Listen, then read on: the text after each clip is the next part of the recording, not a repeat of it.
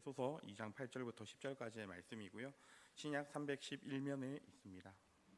세 절밖에 안 돼서 우리 함께 읽고 같이 말씀을 살펴보겠습니다. 같이 읽겠습니다. 너희는 그 은혜에 의하여 믿음으로 말미암아 구원을 받았으니 이것은 너희에게서 난 것이 아니요 하나님의 선물이라. 행위에서 난 것이 아니니 이는 누구든지 자랑하지 못하게 함이라. 우리는 그가 만드신 바라 그리스도 예수 안에서 선한 일을 위하여 지으심을 받았다니 이 일은 하나님이 전에 예비하사 우리로 그 가운데서 행하게 하려 하심이니라. 아멘. 사랑하는 성도 여러분, 오늘 또 이 자리에 잘 오셨습니다. 귀한 말씀과 또 하나님의 은혜를 나누는 자리 되었으면 좋겠습니다. 그런 의미에서 옆에 있는 성도님들과 함께 인사해 봤으면 좋겠는데요. 하나님의 은혜 풍성하게 누립시다 라고 함께 인사해 보겠습니다. 네, 감사합니다. 사랑하는 성도 여러분, 우리는 이 삶이란 것을 살아가면서 수없는 많은 질문들을 던집니다. 왜 이런 일이 나에게 있습니까? 하나님, 나는 왜 이렇게 살아가야 합니까? 나는 어떻게 살아왔습니까? 라는 등 수많은 질문들을 우리의 삶에 던지기도 하는데요. 저 역시 세월이 흘러가면서 이 예전에 젊었을 때를 회상하곤 합니다.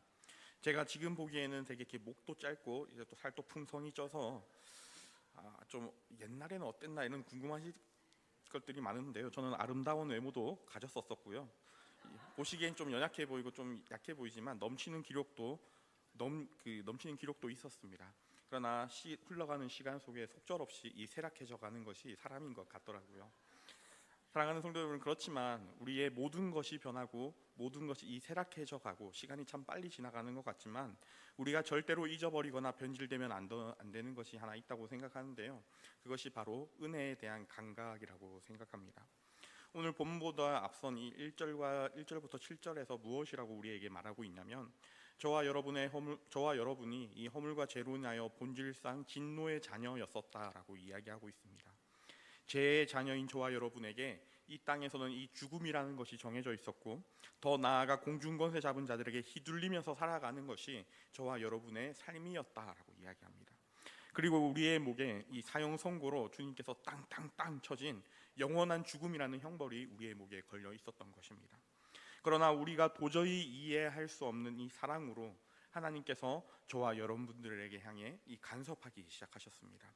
정말 죽었다 깨어나도 왜 하나님이 나와 같은 사람을 구원해 주셨나 우리는 알 수 없지만 하나님께서 우리를 사랑하셨기 때문에 우리를 구원하여 주신 것입니다.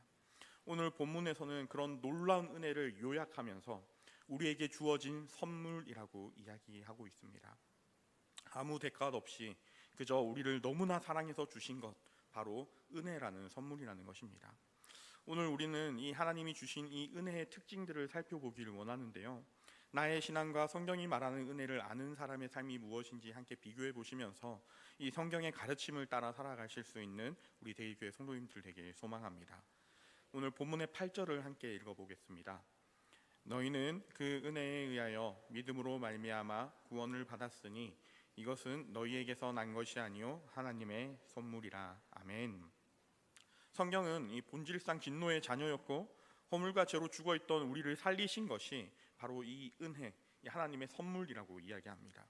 우리가 무언가 행해서 얻은 것이 아니라 아무 자격도 아무 공로도 없는 우리에게 하나님께서 거저 주시는 놀라운 선물이라는 것이죠.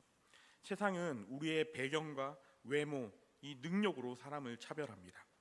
그러나 하나님께서는 오직 은혜의 눈으로 우리를 바라보신다는 것입니다. 그래서 그리스도인들이 이 땅에 살아갈 때에 있어서 이 은혜라는 것을 기억하고 하나님이 나에게 어떻게 행하셨다는 것을 기억하며 살아가는 것이 이 성도의 삶에서 가장 중요한 핵심 중에 하나라는 것이죠. 그러나 만약 우리가 이 살아가다가 이 은혜에 대한 감각을 잃어버리게 된다면 우리는 이 세상에서 모든 것을 잃어버리는 것과 같이 되는 것입니다. 사랑하는 성도 여러분, 저는 이렇게 세상을 살아보니까 저보다 더 많이 우리 인생을 사신 우리 성도님도 있으시지만 세상이 얼마나 사람들을 휘어잡고 가두려고 하는지 모르겠어요. 돈 없으면 너는 실패한 인생이다 라고 말을 합니다. 너가 그거 가지고 있지 않으면 세상 사람들에 비해 뒤처진다 라고 얘기합니다. 남들 다 하는 거, 남들 다 그렇게 하는데 너는 왜 그렇게 살지 않느냐라고 말을 합니다. 마치 세상은 그렇게 강요하면서 이 남들이 다 하는 거, 세상이 다 하는 거, 공중 권세 잡은 자가 요구하고 우리를 이끌어가는 그것에 우리의 삶을 맞춰서 살아야 된다라고 말을 하는 것입니다. 저는 개인적으로 제가 이 교육부서를 맡고 있기도 하지만 저희 자라나는 아이들에게 꼭 해주고 싶은 말이 있습니다. 절대 이 세상이 만들어 온 틀 안에 갇혀 살지 말고 그 틀을 깨어서 살아가라라는 메시지입니다. 제발 이 세상이 길들일 수 있는 사람으로 살아내지 말고 세상이 절대로 길들일 수 없고 그런 신앙을 가지고 하나님 앞에 탁 붙어서 하나님이 말씀하시는 것과 세상이 말하는 것이 충돌이 일어나면 내가 하나님의 말씀을 따라 나아가겠습니다라고 말할 수 있는, 세상이 어떠지 못하는, 세상이 어떻게 길들일 수 없는 세대가 우리의 다음 세대가 되어야 한다라고 생각하고 있습니다. 사랑하는 성도 여러분, 세상은 저나 여러분들에게 또 우리 자라나고 있는 다음 세대의 아이들에게 정말 무섭게 협박하고 공갈하고 있습니다.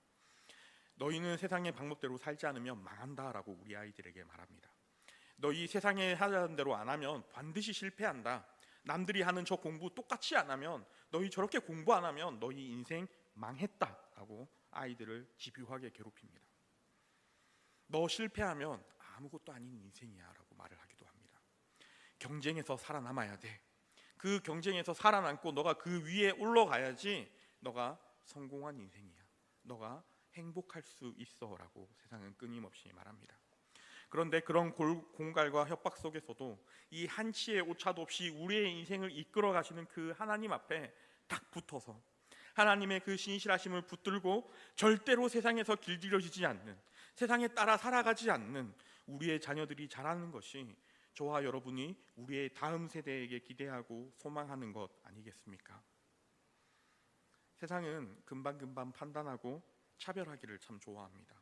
심지어 교회 안에 있는 저와 여러분들도 사람을 판단하기를 좋아하고 어떤 면에서는 내 마음에 드는 사람들 또 내 마음에 들지 않는 사람들을 구분하여서 차별하고 있는 우리의 모습도 있습니다. 그러나 그런 모든 세상의 어리석은 논리를 다 무너뜨리신 분이 실패함이 없이 저와 여러분의 삶이 얼마나 존귀한지, 저와 여러분의 삶이 얼마나 영화로운지 그것들을 보여주신 그 하나님께서, 그 하나님이 질서가 통치하는 세상, 그 세상으로 우리를 인도해 주시는 그분의 이끌림, 그리고 우리가 그것을 따라 살아가는 것, 그것이 바로 하나님께서 우리에게 주신 은혜와 같은 이 선물이라는 것입니다. 그리고 이 은혜를 우리가 제대로 알고 깨닫고 이 은혜가 무엇인지 알게 되면 우리의 삶에 중요한 특징이 있다라고 오늘 바울은 이야기하고 있습니다. 우리 9절을 함께 읽어보시겠습니다. 9절입니다. 행위에서 난 것이 아니니 이는 누구든지 자랑하지 못하게 함이라. 사랑하는 성도 여러분, 우리가 이 선물로 받은 놀라운 구원의 은혜를 우리가 깨닫게 될 때 우리의 삶에서 한 가지 중요한 특징이 나타나게 되는데 그것은 바로 자랑할 거리가 없어진다는 것입니다. 사실 이 자리에 앉은 저와 여러분의 공통점이 하나 있다면 바로 자랑하기를 좋아한다는 것입니다. 우리가 얼마나 자랑꾼인지 모르겠습니다. 내가 이거 했다. 남들이 다 잘 때 밤새면서 공부해서 나는 이거 이루었다. 남들이 게으르게 살 때 나는 노력하고 애써서 이 놀라운 것들을 성취하고 이루었다. 우리의 그 이 세상에서 이룬 것들을 우리의 보물창고처럼 쌓아두고 틈만 나면 꺼내서 남들에게 보여주고 싶어 하는 것이 저와 여러분이라는 것입니다. 여러분, 어떤 성도님께서 이렇게 말하실 때가 있습니다. 목사님, 이 권사님이 얼마나 대단한 분이신데요. 이러면 이 권사님 어떠십니까? 부끄러워하시면서 아우 왜 또 그런 걸 말해. 아우 난 안 그래도 돼. 그럼 목사님께서 막 그 이야기 들으시고는 이야 정말 대단하십니다 권사님. 어떻게 그렇게 하셨습니까? 라면 이 권사님 어떻습니까? 분명히 본인의 말로는 그런 거 얘기 안 해도 돼 라고 하지만 그 이야기를 들었을 때 근원에서부터 끓어오르는 기쁨과 말하지 마. 그렇게 안 해도 되는데 하면서 되게 기뻐하는 것이 저와 여러분이 생각하는 이 겸손이라는 것입니다. 그러나 사랑하는 성도 여러분, 이 은혜가 우리의 삶에 찾아오게 되면 자랑하고 나의 특별함과 훌륭함을 말하기 좋아하는 우리의 입이 탁 닫히기 시작하는 것입니다. 하나님이 우리에게 이루어 주신 것들에 비해서 나는 정말 자격 없고 공로가 없다는 것을 깨닫게 되는 것이죠. 하나님이 나에게 이루신 그 놀라운 구원을 생각하면 생각하고 곱씹어 보면 곱씹어 볼수록 이 나라는 존재는 얼마나 하나님 앞에 미약하고 내가 이루어 놓은 것들이 하나님 이름 앞에 얼마나 한이 없이 작은지를 깨닫게 되는 것입니다. 이것이 은혜의 정말 중요한 특징이라는 것입니다. 그래서 사랑하는 성도 여러분, 이 사도 바울의 삶을 보시면요, 하나님을 알아가면 알아갈수록 내가 자랑하는 것이 없어지는 역설적인 이 은혜에 대해서 분명히 우리가 살펴볼 수 있습니다. 이 성경을 13권이나 기록하고 또 수많은 교회를 세운 사도 바울은 누구보다 이 교회에 관해서라면 자랑할 것이 많은 사람이었습니다. 특히 그는 유대인들 중에 정말 좋은 혈통인 바리새인의 사람이었고요, 당대 최고의 명문학파였던 가말리엘 문화에서 수학을 했던 정말 똑똑한 사람이었습니다. 당시의 최고의 학벌과 혈통을 가진 것뿐만 아니라 그는 자기들의 지배자인 이 로마의 시민권자이기도 했습니다. 그랬던 그가 예수님을 만나고 고린도전서 15장 9절에 자신을 어떻게 비유하냐면 이렇게 말합니다. 나는 사도 중에 가장 작은 자라라고 얘기합니다. 그래서 좀 지나서 이 에베소서에 가시면 그는 어떻게 얘기하냐면 에베소서 3장 8절에 모든 성도들 중에 지극히 작은 자보다 더 작은 나에게, 사도보다 제일 작은 자가 자기라고 했는데 이제는 모든 성도들 중에 자기가 제일 작다고 얘기하고 있습니다. 그리고 이 인생의 말년 디모데후서 1장 15절에 가서 자신의 마지막 생에 이르러서는 어떻게 얘기하냐면 죄인 중에 내가 괴수다라고 얘기합니다. 영어 성경에서는 이것을 I am the worst라고 번역을 하고 있는데요, 이게 무슨 뜻이냐면 최상급입니다. 내가 악인들을 이렇게 쫙 줄지어서 놓고 죄인들 중에 쫙 줄 세워 놓으면 그 중에 제일 나쁜 놈이 나다라고 말을 하는 것입니다. 이렇게 자기 생의 말미에 이르러서는 그렇게 자신을 표현하고 있는 것입니다. 사랑하는 성도 여러분, 기독교는 이런 종교입니다. 바울이 자기를 이렇게 표현하는 세월이 흘러가면 흘러갈수록 자기를 더 못하게, 여러분, 바울이 우리가 흔히 말하는 겸손해서 그렇게 이야기하는 것이 아닙니다. 바울은 본인이 실제로 그렇다라고 느꼈기 때문에 그렇게 이야기하는 것입니다. 오늘날 많은 예수를 믿는 사람들이, 예수님을 믿는 사람들이 끊임없이 나는 갈수록 괜찮은 존재가 되어간다라고 생각을 합니다. 예전보다 지금이 더 나이스하고, 내가 예수님을 믿기 전보다 예수님을 믿었더니 지금의 삶이 더 풍족하고 더 여유롭고 나의 삶이 너무나 좋아라고 이야기합니다. 그러나 정말 그렇게 위대하고 훌륭한 하나님의 일꾼이었던 바울은 자기를 갈수록 더 나쁘게 표현하고 있다는 것이죠. 저는 바울이 겸손해서 그렇다 생각하지는 않습니다.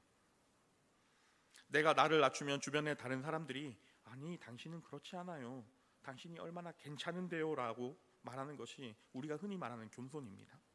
바울은 겸손한 게 아니죠. 바울은 진짜 자기 자신을 그렇게 생각했던 것입니다. 하나님을 알아가면 알아갈수록 내가 얼마나 자격이 없는지, 얼마나 내가 부적절한 사람인지 알고 있기 때문입니다. 나의 그 부적절함이 깨달아지면 깨달아질수록 이 하나님이 나에게 부어주신 은혜가 더 크고 많은지를 동시에 깨닫게 되는 것이 이 은혜가 만드는 역설 중에 하나라는 것입니다. 바울이 평생 살면서 하나님과의 그 관계가 깊어져 가고 이 은혜의 깊이와 넓이가 더해가면 갈수록 자신에 대해서 말하고 싶어 하지 않는 것을 우리는 발견하게 됩니다. 사랑하는 성도 여러분, 지금 저와 여러분의 신앙은 어떠십니까? 혹시 여러분의 신앙이 나의 자랑을 더욱 돋보이게 만든 것처럼 여겨지고 있다면 우리의 신앙이 어딘가 잘못되고 있다는 것입니다. 복음은 우리를 어떤 특권을 가진 자처럼 어떤 편의주의적으로 우리를 끌어가지 않습니다. 오히려 자랑할 것이 아무것도 없는 존재임을 우리를 끝없이 깨닫게 하고 오직 하나님만 높일 수 있는 진정한 은혜가 우리 안에 있어야 되겠습니다. 사랑하는 성도 여러분, 그런 하나님만 높아지고 하나님만 영광 받으실 수 있는 그런 우리 대길교회 되길 소망합니다. 그리고 이어서 이 두 번째 은혜의 특징은 역설적이게도 앞선 9절에서 뭐라고 했냐면 이 구원과 이 선물이라는 것이 우리의 행위에서 나오지 않는다라고 얘기했지만 10절에 와서는 완전히 다르게 얘기하고 있습니다. 우리의 믿음은 우리에게 행동하기를 요구하고 있다라고 얘기하는 것이죠. 우리 10절을 함께 읽어보겠습니다. 우리는 그가 만드신 바라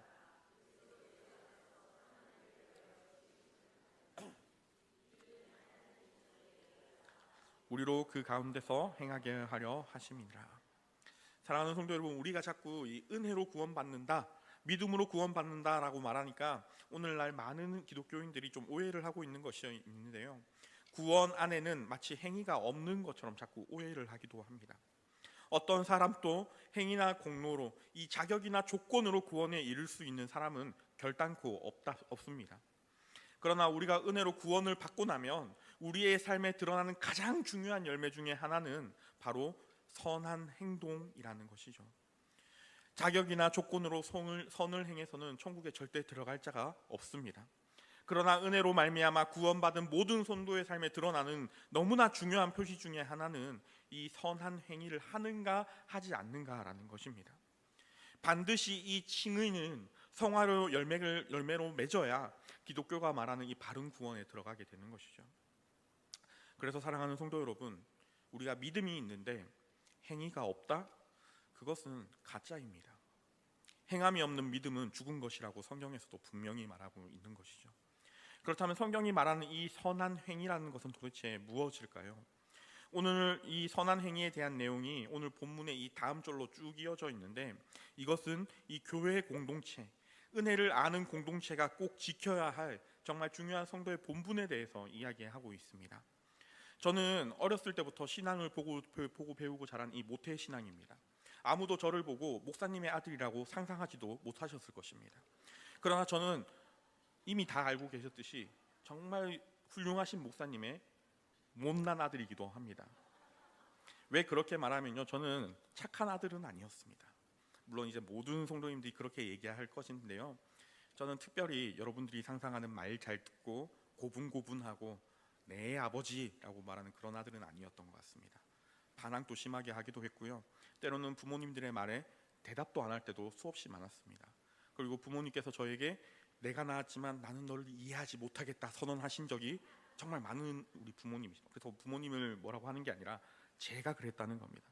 왜냐하면 저희 누님들은 정말 우리 부모님과 사이좋게 지내셨거든요. 그러나 부모님께서 저를 보면 항상 너는 언제 철을 들래? 결혼했는데 철이 들었니? 라고 물어보시는 게 그렇다고 저희 부모님이 목사님이 아니라 그런 소리는 아닙니다. 그런 가족에 좀 이해 안 되는 부분들이 있었다는 것이죠. 사실 저는 지금도 보고 계시면 되게 이제 풍성하게 생기지 않았습니까? 그래서 사람이 좀 둥글둥글할 것 같지만 저는 예전에 굉장히 뾰족뾰족하고 예민하고 까칠했던 사람입니다. 그래서 지금 그나마 이렇게 사람처럼 깎아 놓은 것이 이 청년 때 만난 한 공동체 때문인데요, 저는 그 시절에 하나님의 놀라운 풍성한 은혜가, 이 은혜라는 것이 이 사람을 통해서 흐른다는 것을 이 공동체를 통해서 배웠습니다. 하나님이 부어주신 은혜가 교회라는 공동체를 통해서 이 사람에게 전달되는 것입니다. 제가 시골에서 자랐다가 서울에 막 상경하고 나니까 이 교회에서 예배를 드릴 공동체를 찾게 되었습니다. 저희 누님의 소개로 한 교회를 나가게 되었는데, 그 당시 제가 동작에 살고 있었는데 이 1시간 30분을 가서 이 안국역에 있는 이 한 교회로 출석을 하게 됩니다. 그 당시 그 공동체의 특이한 점은 작년은 한 300~400명이 모였고요, 대학생만 한 400명 정도 모였습니다. 그리고 그 위에 대학생을 졸업한 청년부가 한 300명 정도 모이는 공동체였습니다. 너무 기회가 좋게 저는 그 공동체가 뜨겁게 타오르고 부흥을 하고 난 다음에 그 뜨거운 공동체로 제가 찾아가게 된 것입니다. 보통 보시면 이렇게 자매들이 많은 것이 이 교회의 특징인데요, 그곳은 이상하게 형들이 많았습니다. 군대를 가지 않는 형들도 있었고요, 대학부 10학년이라고 하는데 석박사를 하면서 보통은 이제 대학이 4년밖에 안 돼 10학년이라는 형들이 계시더라고요. 그런 형들이 공동체를 지키고 계셨습니다. 저는 그 공동체에서 생애 처음으로 하나님이 사람을 통해서 은혜를 부어주신다라는 것이 무엇인지 깨닫게 되었습니다. 그리고 그곳에서 처음으로 이런 기도를 해봤던 것 같아요. 하나님, 저도 저 형들처럼, 하나님, 저도 저 누나들처럼 예수님을 믿고 싶습니다 라는 기도를 했던 것 같습니다. 제가 그전까지 이 목사님의 아들로서 이 교회에서 예수님을 잘 믿는 사람들을 딱 바라보면 두 가지 부류가 있었습니다. 처음에는 목이 쉬었던 사람들, 정말 이 목이 쉬었던 사람들이 얼마나 예수님을 잘 믿는지 우리가 알 수 있잖아요. 하나님 앞에 기도하고 정말 뜨겁게 부르짖는 그런 사람들이었습니다. 그러나 제가 목사님의 아들로서 봤을 때 가까이 가고 싶지는 않았습니다. 왠지 무서운 그런 게 있었거든요. 그리고 두 번째는 이 눈빛이 굉장히 무서운 분들이 계십니다. 이 예수님을 잘 믿는다고 하는 수많은 이 장로님들이랑 권사님 중에 이 눈빛이 매섭고 옆으로 이렇게 되게 잘 보시는 분들이 많으세요. 무슨 뜻인지 아시죠? 이렇게 나를 좀 많이 봐야 되는데 예수님을 잘 믿으면 잘 믿을수록 옆을 되게 많이 보더라고요. 쟤는 왜 교회에 저런 걸 입고 왔을까? 이러면서 이제 그러다가 제가 처음 그 공동체를 갔었는데 저는 저보다 저를 더 많이 사랑해 주는 사람들을 그곳에서 처음 만났습니다. 예배당에서 그저 교회에서 만났을 뿐인데 여러분들 그 사랑하는 사람, 이 부모도 아니고 형제도 아닌데 저를 저보다 더 많이 사랑해 주는 그런 사람들을 그곳에서 만났습니다. 만난 횟수가 많지는 않았습니다. 그리고 친하다고 말할 수 있는 그런 개인적인 연락이 오고 간 것도 아니었지만 그냥 예배당에서 만나면 딱 이렇게 사랑이 주어지면서 만난 횟수가 몇 번이든 관계없이 이 송도의 사귐과 교통이 만들어지면서 이 사랑을 받고 이어지는 소중한 경험을 그곳에서 하게 되었습니다. 정말 저희 누나도 그곳에 있었지만 저희 누님도 그곳에 있었지만 그런 누님이 주는 사랑과는 비교할 수 없는 사랑을 주고받은 이 성도의 교통과 사귐이 교회라는 곳을 통해서 이 은혜라는 이름을 통해서 흘러 넘친다는 것입니다. 사랑하는 성도 여러분, 그 경험은 저가 지금 20년째 사역을 하고 있지만 이 사역을 하면서 한 번도 흔들리지 않는 저의 최우선 기준이었습니다. 제가 언제나 돌아갈 영적인 고향처럼 내가 섬기는 교회가 어떻게 해야 될까? 나는 우리 부서에서 어떤 것들을 소망하고 내가 힘들 때, 내가 방향을 잃었을 때 무엇을 보고 바라가야 될까? 어떻게 공동체가 하나님 앞에 우리가 함께 나아갈 수 있을까? 그런 고민을 했을 때 그 교회는 항상 저의 기준에 제일 처음에 있었습니다. 그렇게 서로를 소중히 여기고 희생하고 사랑하고 아무 것을 아끼지 않는 그런 교회, 그것이 하나님이 은혜로 우리에게 주신 이 교회라는 공동체인 것이죠. 오늘 앞서 간증을 하신 우리 집사님께서 말씀하셨듯이 서로 챙겨주고 서로 말해주고 서로 기도해주고 서로 사랑으로 함께 은혜를 나누는 것이 이 교회라는 공동체의 은혜가 가지는 굉장히 중요한 특성 중에 하나라는 것입니다. 그리고 그것이 바로 우리가 구원을 선물로 받은 자들이라면 마땅히 행해야 하는 선한 행동이라고 오늘 성경은 말하고 있습니다. 사랑하는 성도 여러분, 교회라는 공동체가 어떤 곳으로 생각하고 계십니까? 내가 교회에 나오면 점점 더 자랑할 것이 많아지시던가요?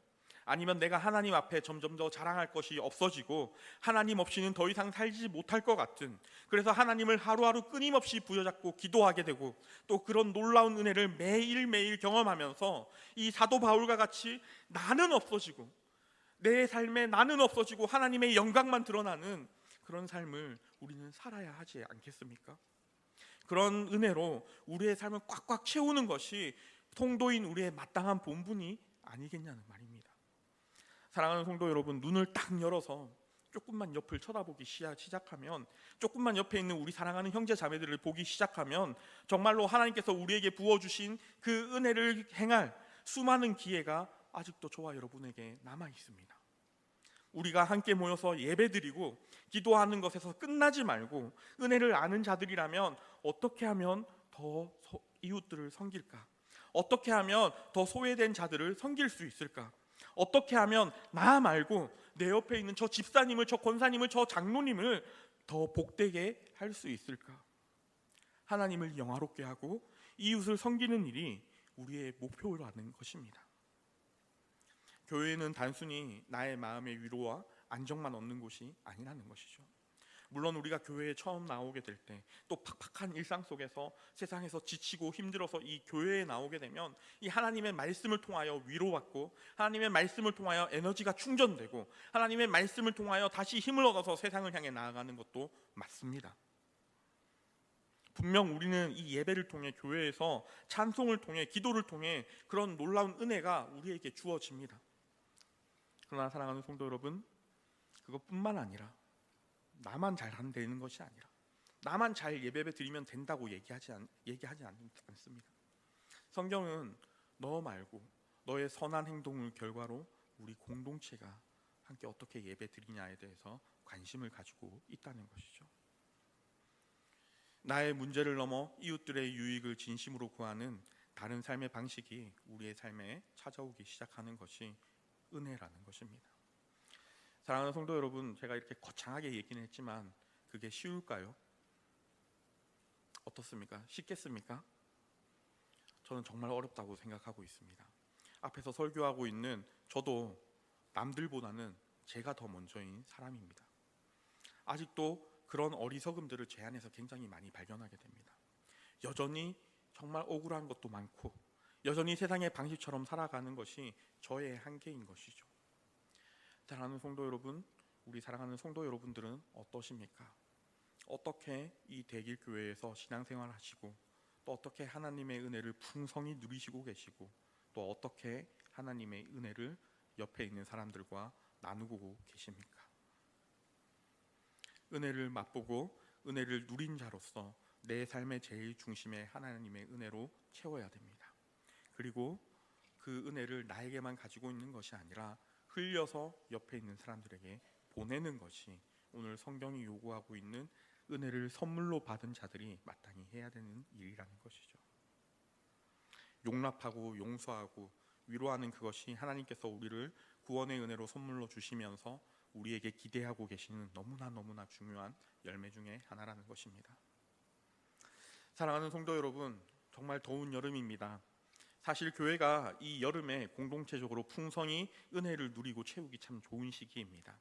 왜냐하면 많은 부서들이 이 여름에 집중적으로 사역이 집중되어 있고 또 선교도 갔다 오고 또 국내 동기 선교도 갔다 오면서 참 많이 기도하게 되고 우리가 영적으로 긴장해서 하나님 앞에 구하게 되는, 우리가 참 은혜를 누리고 풍성히 누릴 수 있는 굉장히 좋은 시기가 이 여름이라는 것입니다. 사랑하는 성도 여러분, 그러나 그 여름 사역들을 진행하는 부서에서만 은혜를 누리는 것이 아니라 우리가 함께 기도하고 함께 예배드리는 우리도 하나님 앞에 풍성한 은혜를 누려야 되지 않겠습니까? 여러분, 이 더운 무더운 여름날 이 더운 것에만 너무 몰두하지 마시고 하나님의 은혜를 정말 풍성히 나의 마음 가운데 채우고 누릴 수 있도록 더욱더 예배를 사모하여 주시기 부탁드립니다. 이 더운 날, 여름날 이 집에만 있는 것이 아니라 시원한 교회에 오셔서 함께 찬양하고 기도하는 그 자리를 더욱더 사모하시고 또 은혜 받을 만한 때에 은혜를 풍성히 누리시기 부탁드립니다.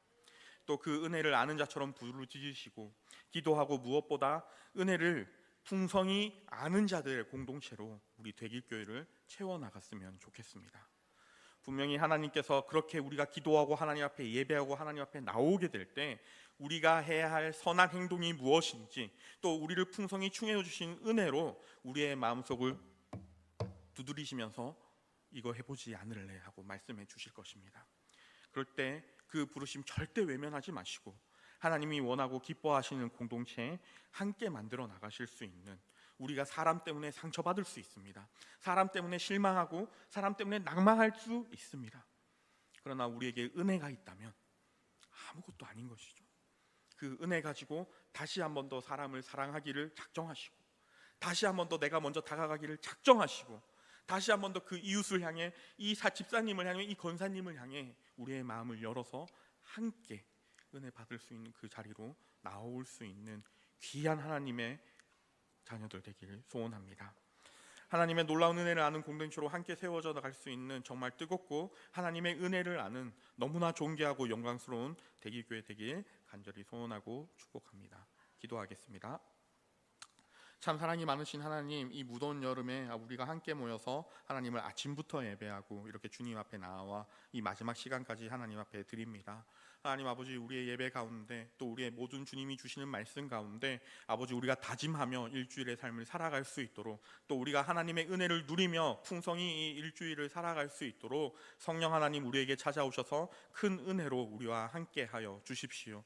하나님, 그것에서 멈추는 것이 아니라 아버지 이 무더운 여름에 아버지 주님의 그 은혜를 알게 될 때 하나님의 은혜를 알아가면 알아갈수록 이 교회가 하나님의 은혜를 풍성히 흘러넘치게 할 수 있는, 또 흘려보낼 수 있는 그런 대길교회 될 수 있도록 주님 도와주십시오.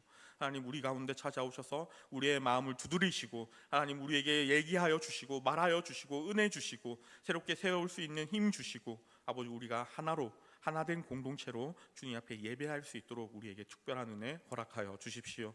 하나님, 그렇게 되었을 때 아버지 우리가 낭망하고 실망하고 넘어지고 실패하더라도 모든 것을 이기신 주님께서 우리의 모든 것들을 이겨주셨기에 우리가 그 믿음 가지고 전진하고 나아가길 소망합니다. 하나님, 함께하여 주심을 믿사오며 예수 그리스도의 이름으로 기도드렸습니다.